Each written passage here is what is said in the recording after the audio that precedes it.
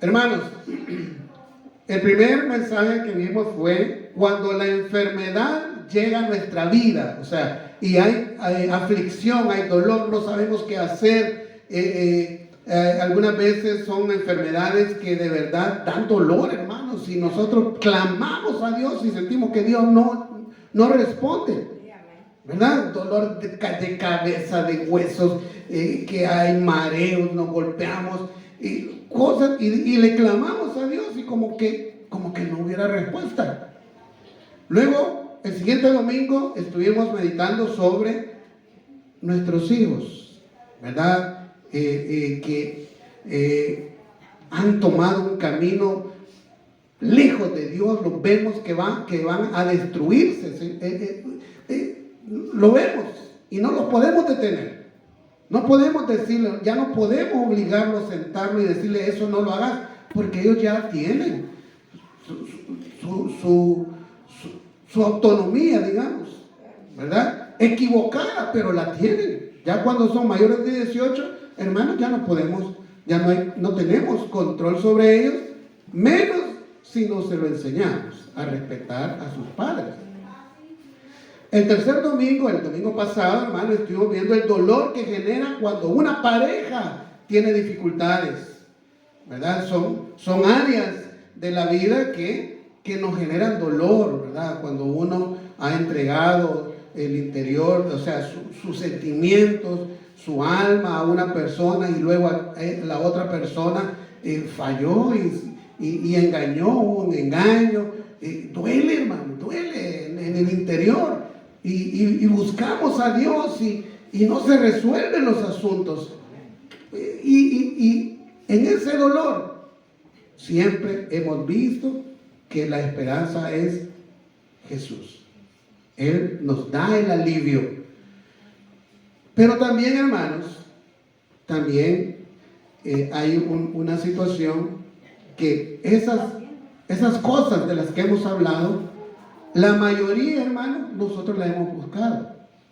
Porque cuando comenzamos, por ejemplo, nuestra vida, hermanos, por ejemplo, le voy a no sé si este sea el mejor forma de explicarlo, ¿verdad? Pero, hermanos, yo he visto niñitos así, ¿ves? Pequeñitos, tomando Coca-Cola. Se vuelven adictos, nos volvemos adictos. Hermano, ¿qué problema va a tener dentro de 20, 30 años ese niño? Sus huesos están siendo siempre atacados porque esos químicos, hermano, uno de los daños tremendos es los huesos. Demasiada Coca-Cola es contra el sistema óseo, que son todos los huesos. Por eso, mire, otro problema de la Coca-Cola, la diabetes, hermano. Demasiada azúcar. Y nosotros, ahí vamos. Y nos dicen que no lo hagamos y seguimos. Nos volvemos necios. 20, 30 años después, queremos que Dios nos sane. ¿Es culpa de Dios, hermanos? No. Es culpa de nuestra insensatez, de nuestra necedad.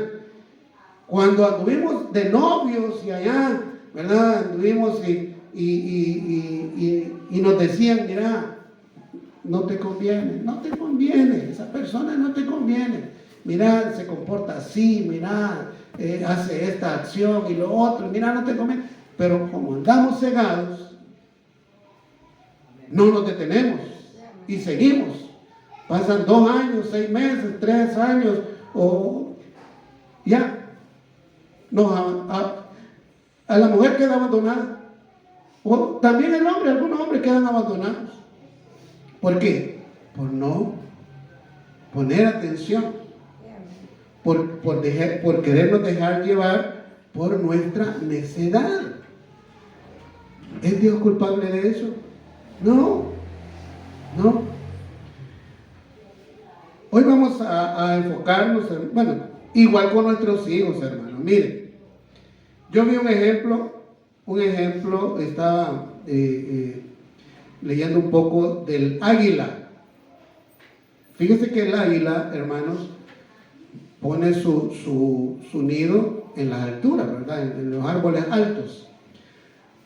En un principio, hermanos, comienza a construir ese nido y abajo del nido coloca espinas en el nido. Y también va colocando como un zacate, ¿verdad? Y plumas. A manera que, bueno, comienza, pone los huevos y comienza a nacer y a crecer los polluelos del águila. Pero llega un momento, hermanos, que el águila quita las plumas y quita el zacate. ¿Sabe para qué? Para que su hijo, o sea, ese polluelo no se sienta cómodo allí en el nido, que las espinas lo incomoden. La naturaleza, mire cómo es. De ahí toma al polluelo, vuela y comienza y lo lanza donde hay agua. Lo lanza. A que vea cómo aprende a nadar, a cómo es a volar, ¿verdad? Y después lo recoge del agua y lo vuelve a llevar al nido. Al siguiente día hace lo mismo, lo toma y va y lo lanza hasta que el animalito comienza a volar, porque imagínense qué miedo ha de sentir venirse de arriba, plocosa el agua, panzazo para.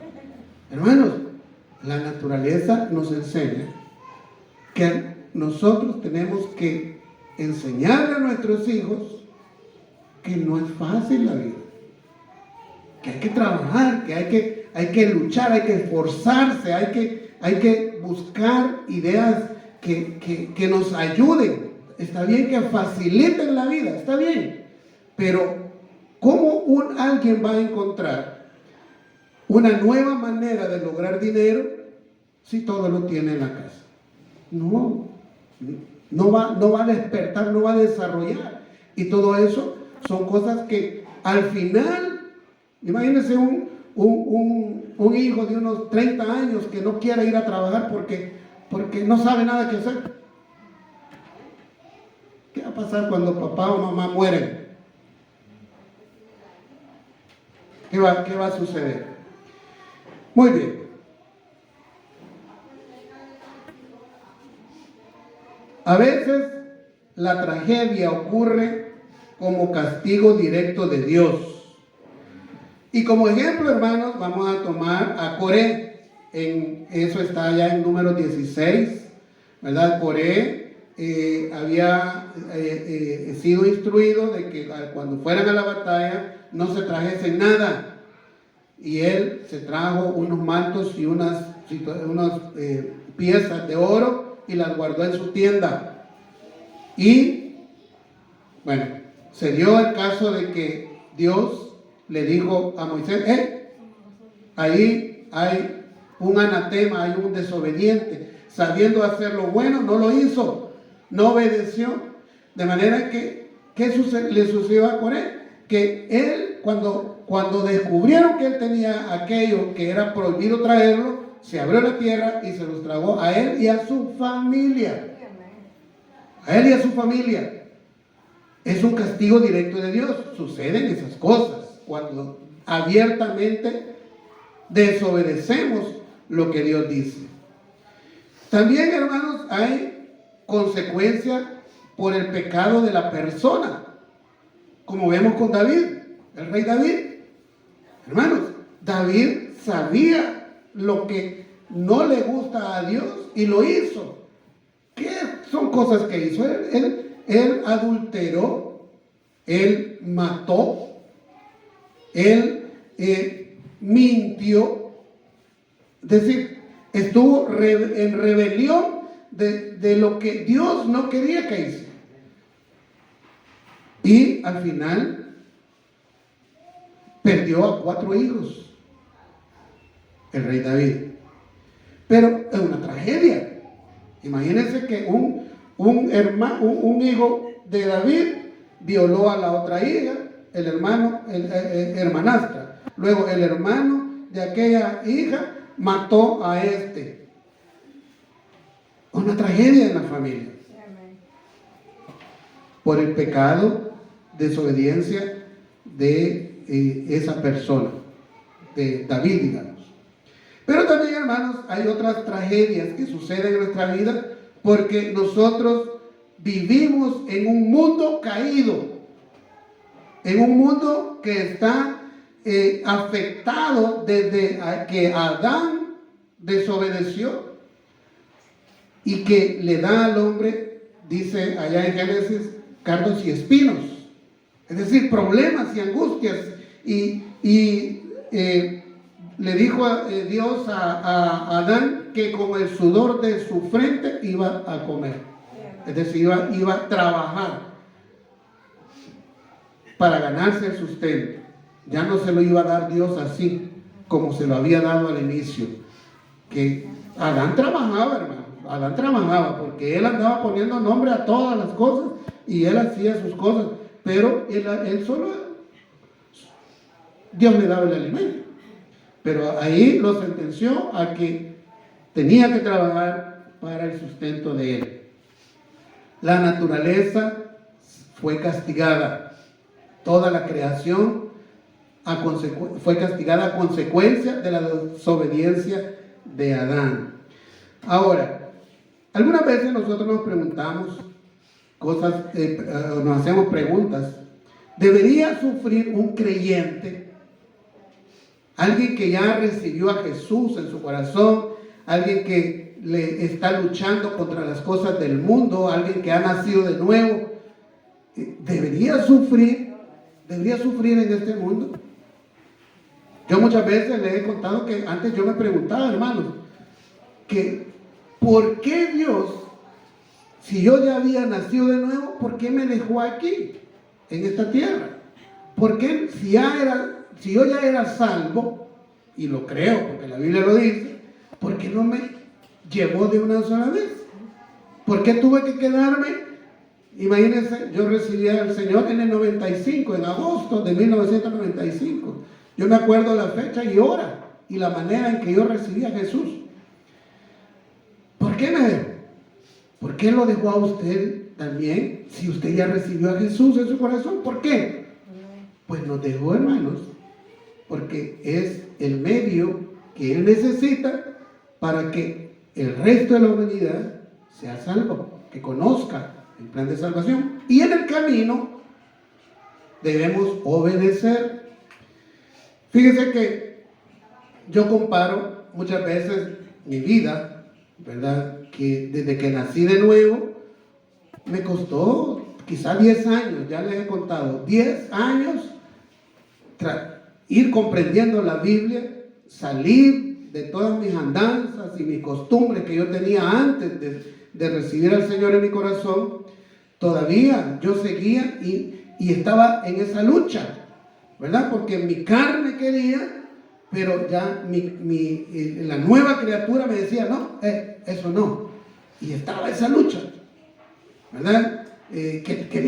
Yo tenía números de teléfono, ¿verdad? Y direcciones a dónde ir, a visitar y allá y hacer tonteras, pero el Espíritu Santo me detenía. Y esa lucha, ahí estaba, por 10 años, hermanos. Y yo comparo eso, mi vida, ¿verdad? La comparo con lo que le pasó a Josué. Fíjense que a Josué cuando murió Moisés, le encargaron que él era el que debía conquistar la tierra prometida para el pueblo de Israel. Pero en el transcurso de esa conquista,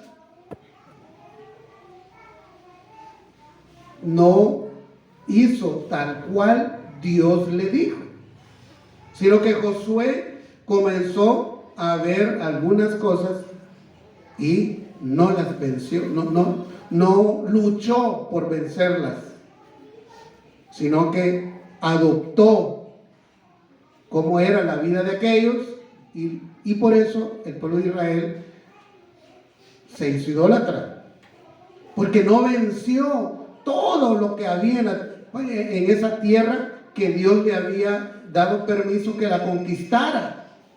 no lo venció, sino que algunas victorias las obtuvo, pero otras no las logró por negligente, porque estaba cansado, porque estaba enfocado en otras, estaba afanado, porque por la razón que sea, igual que nosotros, hermanos.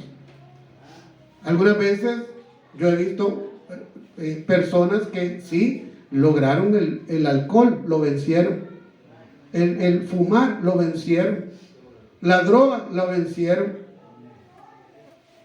Vienen a la iglesia o van a la iglesia, pero las malas palabras no la vencen.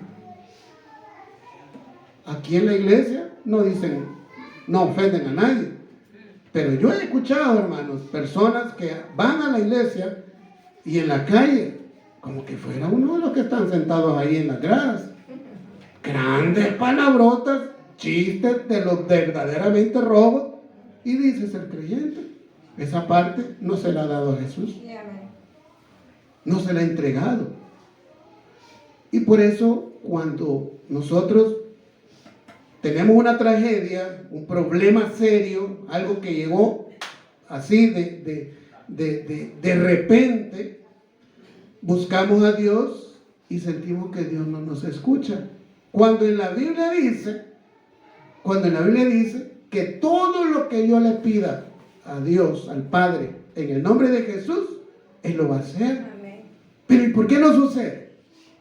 ¿Por qué no sucede? ¿Por qué esa promesa de Dios, estando en la Biblia, no sucede? Es porque nosotros, hermanos, justo no hemos entregado el todo lo que Dios nos dice que entreguemos. Siempre estamos esclavizados a algo, esclavizados. Mire, hermanos,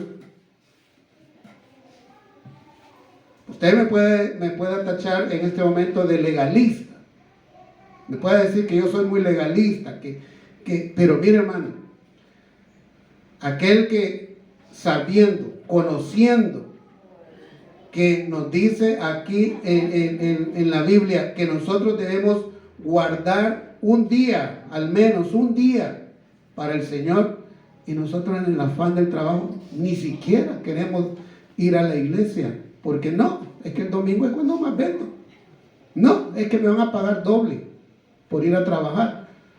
¿Quién es su Dios? ¿Jehová de los ejércitos, el Dios de la Biblia, o ese doble salario que le van a dar? ¿Quién es su Dios? Porque Dios es celoso.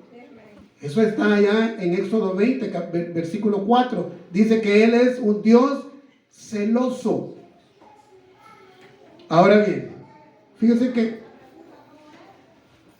muchas veces nos preguntamos, ¿verdad? ¿Por qué yo, si trato de hacer las cosas bien, por qué sufrimos? Esto me llevó, hermanos, a capítulo 3 de Lamentaciones. Vamos a leer una parte de este libro. Este libro lo escribió Jeremías, el profeta Jeremías. Y vamos a leer, y dice así. De este capítulo, en el versículo 40, salió aquel cántico que se llama escudriñemos, dice así: escudriñemos nuestros caminos y volvamos a Jehová. Pues de aquí salió ese cántico. Le voy a leer alguna parte. Y cuando en lo que lo voy leyendo, usted piensa en esto. Adán pecó, desobedeció. ¿Cuál es el castigo, o cuál fue lo que Dios le dijo a Adán que iba a suceder si desobedecía? Que iba a morir, ¿verdad? Si comes de ese fruto, ciertamente morirás. Ok, Adán ya lo sabía. Ahora bien, ¿qué sucedió? Aparentemente Adán no murió, pero comenzó a morir, porque al final murió. tardó 934 años y murió porque pecó. Nosotros igual morimos porque también pecamos. Amén. Ok, el hecho de que morimos es porque hemos pecado. La persona que no muera es porque no ha pecado. Pero como todos morimos, todos pecamos. Así es que, así la ecuación, ¿verdad? Pero bien, al ir leyendo esta parte de Lamentaciones, piense que Dios no tiene responsabilidad de, ¿cómo decir?, de pasar por alto lo que Adán hizo. Porque Dios dio la consecuencia de desobedecer. Vas a morir. Ya lo había dictado. Pero hay algo en Dios que se llama misericordia. Y a pesar de la sentencia que Dios había dado, tuvo misericordia y le dio oportunidad a Adán. Pero quiero que leamos, dice aquí Lamentaciones, voy a leer versículo 1 del capítulo 3, dice, hablando Jeremías, yo soy el hombre que ha visto aflicción bajo el látigo de su enojo. Bueno, ahí está en pantalla. Estamos hablando que Dios es el que está enojado. Versículo 2. Me guió y me llevó en tinieblas y no en luz. Versículo 3. Ciertamente contra mí volvió y revolvió su mano todo el día. Versículo 4. Hizo envejecer mi carne y mi piel, quebrantó mis huesos. Versículo 5. Edificó baluartes contra mí y me rodeó de amargura y de trabajo. Versículo 6. Me dejó en oscuridad como los ya muertos de mucho tiempo. Versículo 7. Me cercó por todos lados y no puedo salir. Ha hecho más pesadas mis cadenas. Versículo 8. Aun cuando clamé y di voces, cerró los oídos a mi oración. Versículo 9. Cercó mis caminos con piedra labrada, torció mis senderos. Y así continúa. Dios, dice Jeremías, que Dios haciendo eso. ¿Cómo es posible, hermanos, que nosotros venimos y decimos que Dios es amor, que Dios es bueno, pero sucede esto? Piensa en Caín. Piensa en Caín. ¿Qué sucedió con Caín? Dice allá en Génesis capítulo 4 que Abel presentó ofrenda a Dios y también Caín, pero Abel buscó de lo más gordito de su ganado. Y dice en Génesis que a Dios le agradó la vida de Abel y también su ofrenda. Y de Caín dice que a Dios no le agradó la vida de Caín y tampoco su ofrenda. Es decir, Abel quería darle ofrenda a Dios, pero Dios recibió su ofrenda porque la vida de Abel, estoy hablando de Abel, la vida de Abel le agradó a Dios. Entonces Caín se enojó, ¿verdad? Y entró en él el deseo de matarlo. Pero en el versículo 7 del capítulo 4 de Génesis dice que Dios buscó a Caín y le dijo, mira, no penses en matarlo. Se lo voy a decir en mis palabras. No penses en matarlo. Pero pasa por alto eso. Podés tomar la decisión de no matarlo. Pero ¿qué hizo Caín? Lo mató. En el versículo siguiente vemos que lo mató a Abel. ¿Y qué hizo Dios? Lo dejó, lo desterró, lo dejó solo y anduvo Caín errante el resto de su vida. Solamente le pusieron una marca para que nadie lo matara. Y fíjese que meditando un poco y comparando con lo que acabamos de estar leyendo, que es mucho más, yo solo he leído 9 versículos en el capítulo 3 de Lamentaciones, Yo lo que veo, hermanos, es que cuando nos quedamos sin Dios, cuando alguien se queda sin Dios, cuando yo no era creyente y andaba sin Dios, esto era lo que me pasaba a mí. Porque la bendición de Dios, hermanos, es para darle oportunidad a aquel que todavía no conoce de Jesús. Y también es para aquel que obedece y se esfuerza por obedecer al Señor. Pero al que de verdad no le importa lo que Dios diga, comienza a suceder todo esto que hemos leído. Está lejos de agradar a Dios y le suceden cosas. Y mire, a mí me llama mucho la atención, hermanos, versículos como este que leí hace un momento. Dice, bueno, voy a ver, dice así en el versículo 8, el que le dice: aun cuando clamé y di voces, cerró los oídos a mi oración. Yo he escuchado personas borrachas, dicen: yo de verdad quiero salir de esto, pero no encuentro camino. Y bueno, muchos de ellos murieron aquí hace 3, 4 años, y ahorita tengo el nombre, pero no lo quiero mencionar, que yo platiqué muchas veces con él ahí en el portón. Algunas veces entró y me decía: el otro domingo, y alguna vez bien bolo, hermano, y yo le daba café y le daba agua.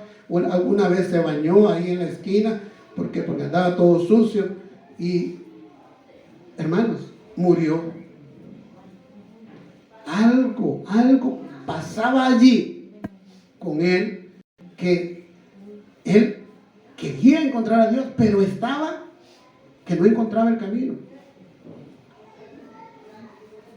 Lamentaciones 3:8: aun cuando clamé y di voces, cerró los oídos a mi oración.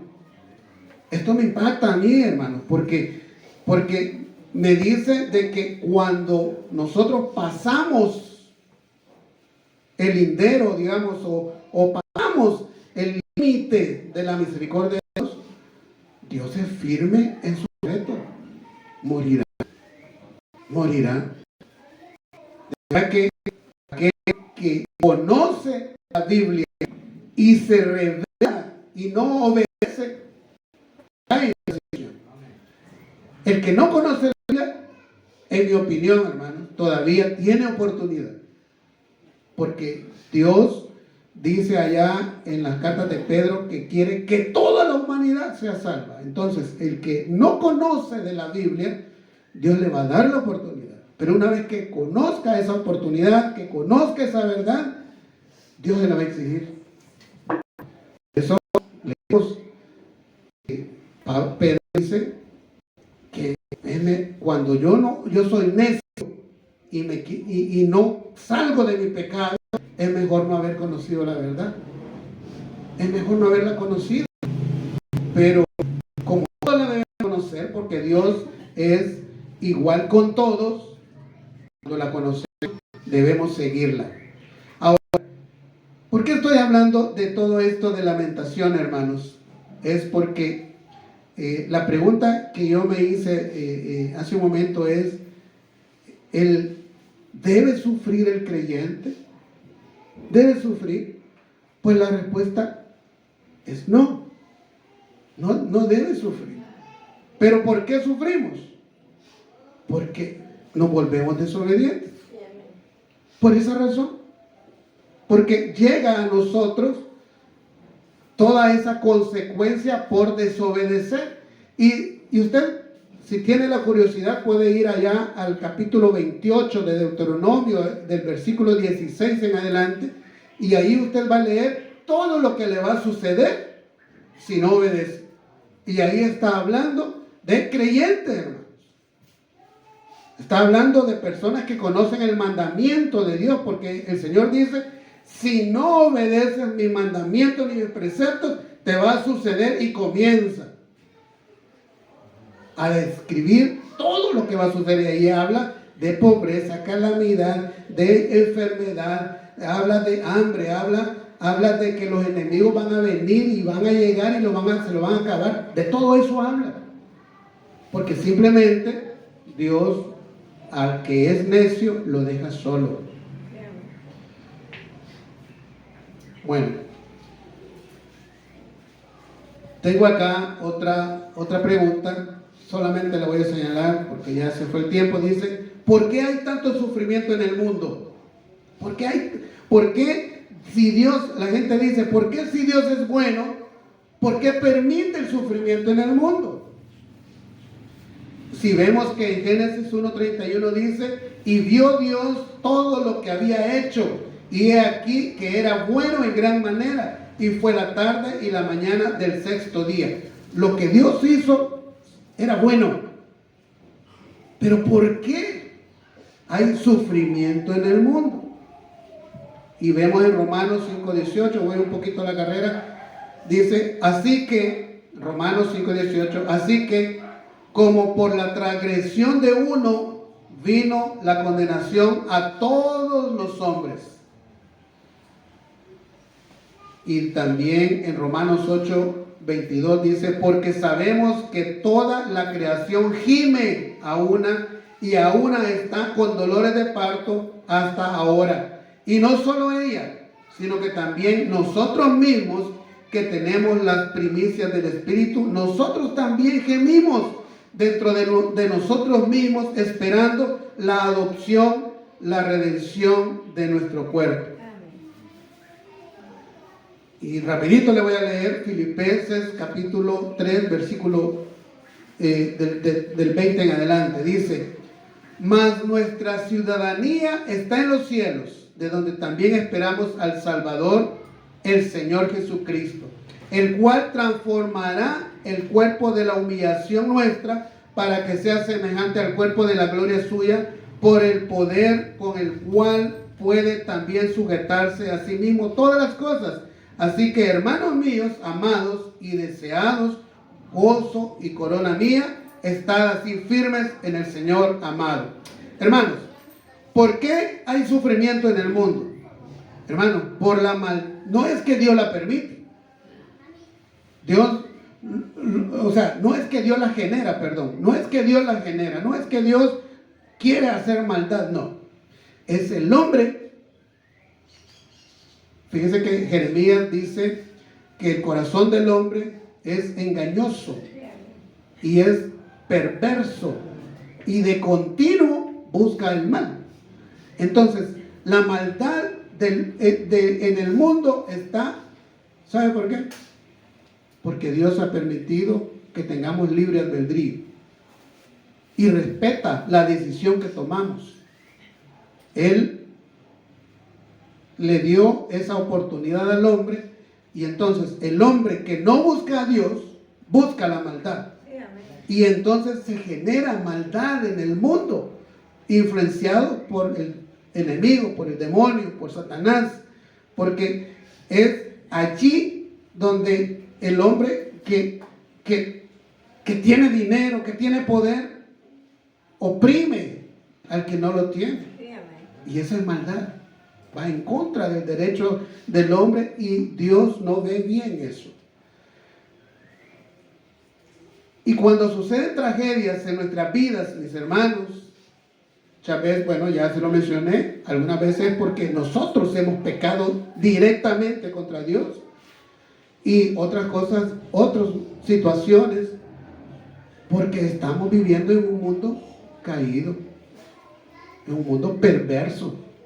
Vivimos en una sociedad donde no busca a Dios, pero tenemos la esperanza que si nosotros, como dice allá en Hebreos capítulo 12, que si nosotros, hermanos, ponemos nuestros ojos en Jesús, quien es el creador y consumador de toda la fe, hermanos, si nosotros no nos fijamos en el sufrimiento, sino que decimos, no, el Señor me va a sanar, el Señor me va a dar una solución, el Señor no va a permitir que yo continúe sufriendo siendo inocente, Él me va a tender la mano, Él me va a ayudar. Si yo vuelvo mi mirada a Él